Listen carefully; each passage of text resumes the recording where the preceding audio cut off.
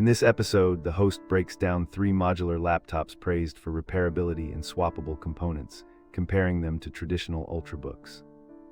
The analysis covers performance, battery life, heat management, and real-world upgradability, citing teardown results and user reports.